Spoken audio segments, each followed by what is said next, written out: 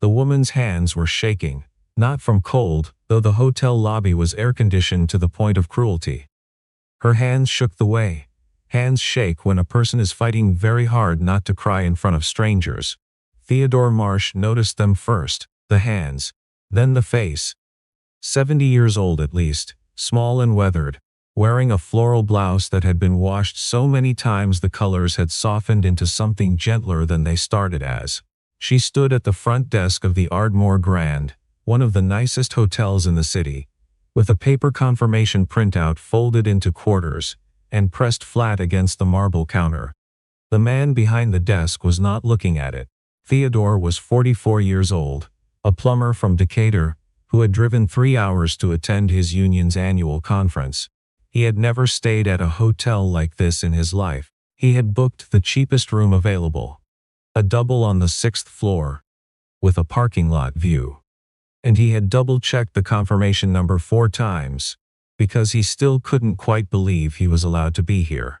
He was standing in line behind the woman, his duffel bag over one shoulder, his 9-year-old daughter Penny pressed against side, half asleep, and leaning on him like a small warm post. He had not planned to get involved. He was tired. Penny was tired.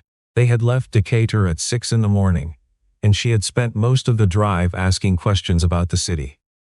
What the big buildings were for, whether they could get deep dish pizza, whether the hotel had a pool, until she fell asleep somewhere around the state line with her cheek against the window and a half-eaten granola bar in her fist. Theodore shifted the duffel bag and looked toward the front. The desk agent, mid-30s, name tag reading Derek, navy blazer pressed sharp, was typing something with great focus. He had not made eye contact with the woman once. "I received this confirmation 3 weeks ago," the woman was saying. Her voice was steady but thin. "I have the email as well on my phone if you need to see it." Derek did not look up. "The reservation you're referencing was made under a corporate account. That account requires the cardholder to be physically present at check-in. I am the cardholder. The account is listed under Brightwell Advisory Group. That is my company." Derek paused his typing. He looked at her then. A single, assessing glance that lasted less than 2 seconds, and whatever conclusion he arrived at, it moved behind his quietly and without announcement. He looked back at his screen. "I'm going to need some additional verification," he said. "I provided my ID. We require a business card or letterhead, in addition to. I have never been asked for a business card to check into a hotel. It's standard procedure for corporate accounts at this property." The woman, her name was Odette Farnsworth, though Theodore did not know that yet, stood very still. She was the kind of woman who had learned, over 7 decades, that raising her voice accomplished nothing, that patience could not accomplish better. So she was patient. But her hands shook. Theodore watched Derek ask her to step aside so he could assist the next guest. He heard him say it the way you might say, "Move your car, you're blocking the lot." Flat, efficient. Already looking past her, Penny had woken up. She was watching too, the granola bar crumpled in her pocket now, her eyes moving between the old woman and the desk agent, with the careful attention of a child who is still learning where the edges of things are. Theodore set his duffel bag on the floor. "Hey," he said quietly to Penny. "Stay right here." He walked up to the counter. He hadn't rehearsed anything. He didn't have a speech prepared. He just stood next to the woman and said, to Derek, "What's the issue?" Derek looked at him with the particular expression of someone who has decided they are not going to have this conversation. "Sir, I'll be with you momentarily. I'm not in a hurry." "What's the problem with her reservation?" "There's no problem. We're simply verifying. She has a confirmation number and a photo ID and she says she's the cardholder. What else do you need?" Derek's jaw tightened just slightly.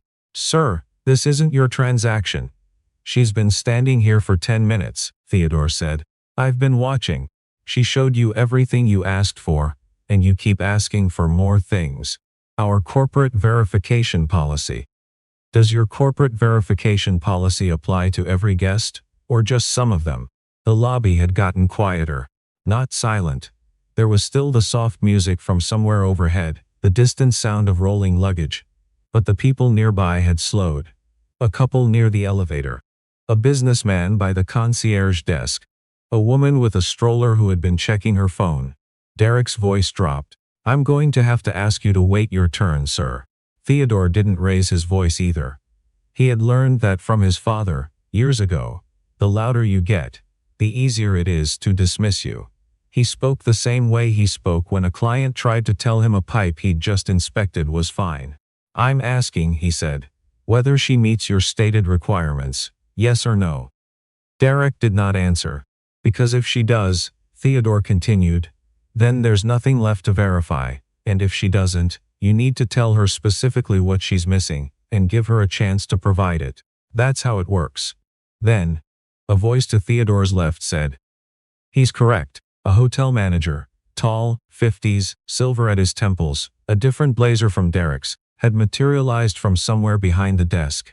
His name tag read Holbrook, Guest Relations. He was looking at Derek with an expression that was calm and entirely without warmth. Mr. Derek, he said, please pull up the reservation.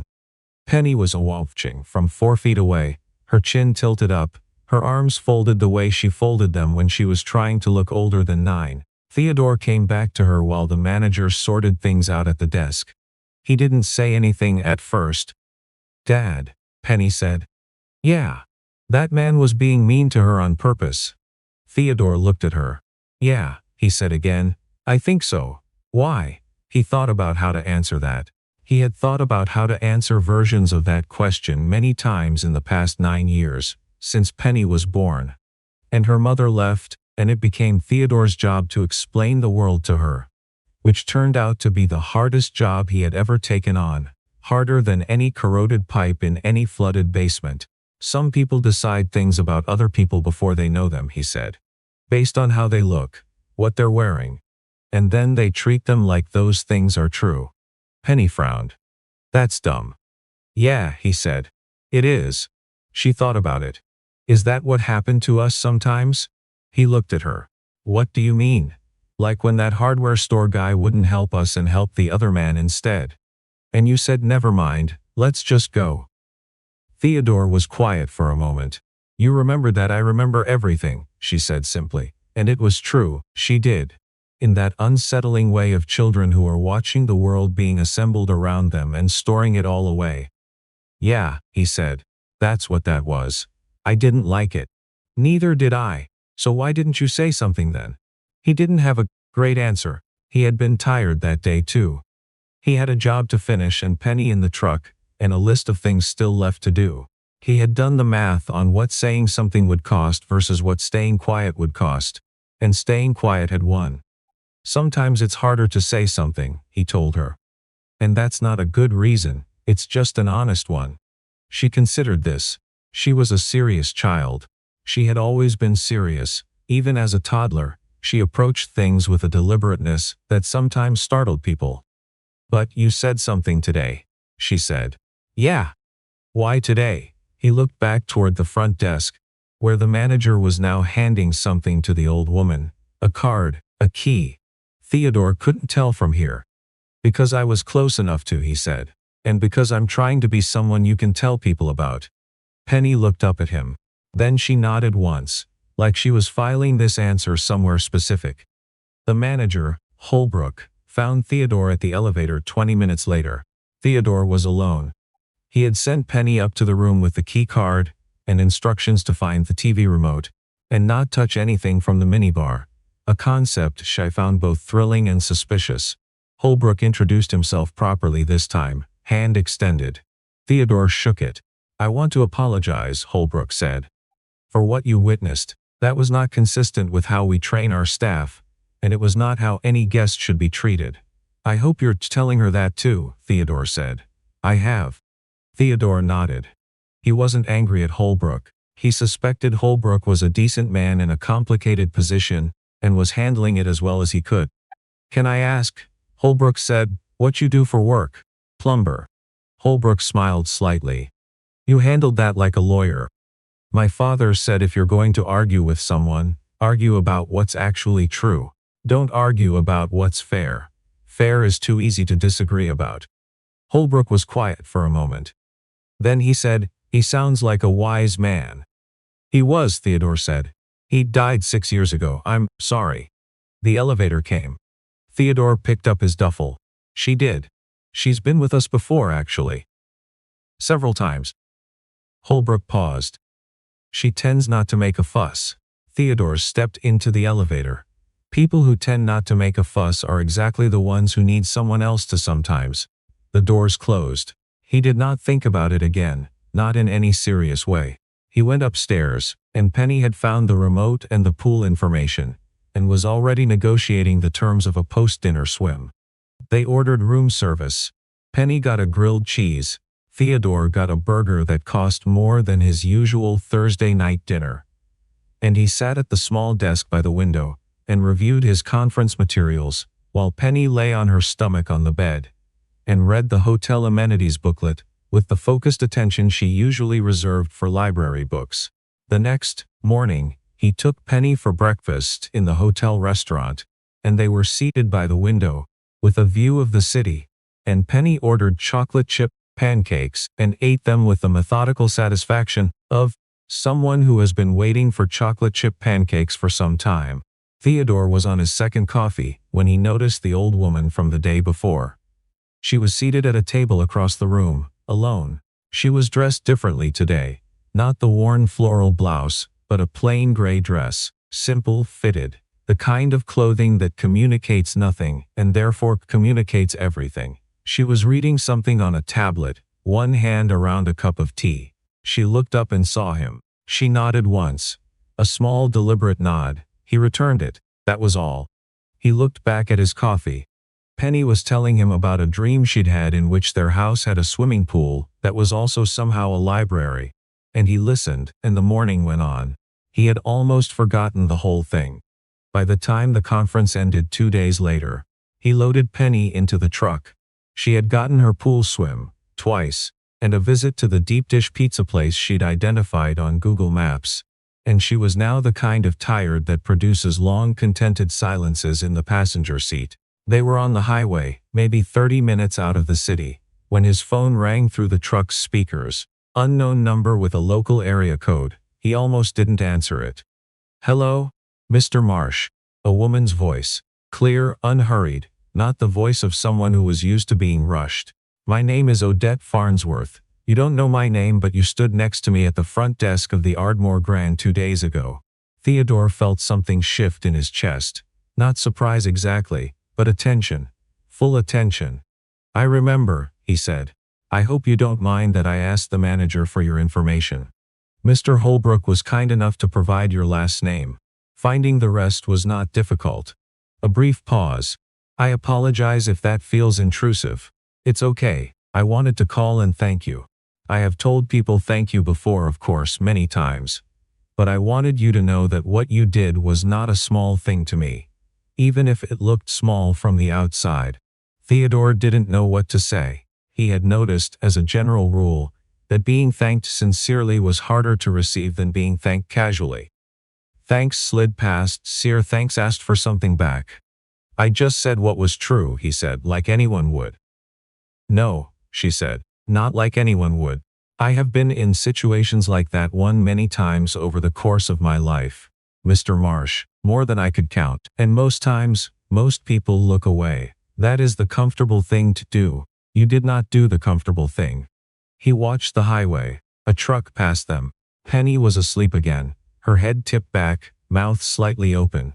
My daughter was watching, he said. That's the honest reason. I was thinking about what she was going to remember. Odette was quiet for a moment. That is also not a small thing, she said. Teaching a child what to do when it's hard to do it. That stays with her. Another pause. Then Odette said, Mr. Marsh, I'd like to ask you something. Please tell me if this is inappropriate and I will drop it entirely. Go ahead. What do you need? He blinked. What? I don't ask to embarrass you.